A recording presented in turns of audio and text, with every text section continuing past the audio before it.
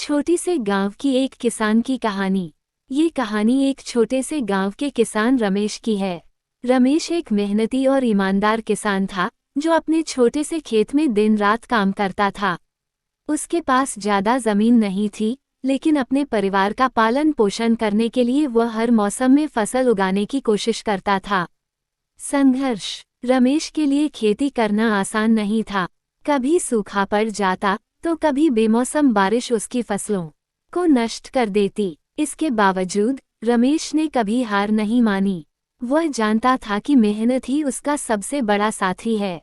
एक बार उसके गांव में भयंकर सूखा पड़ा। गांव के कई किसान अपनी जमीन छोड़कर शहरों की ओर चले गए, लेकिन रमेश ने अपने गांव में ही रहने का फैसला किया। उसने अपने खेत के पास एक तालाब खोदने का काम शुरू किया। लोग उसका मजाक उड़ाते और कहते, तू अकेला क्या कर लेगा?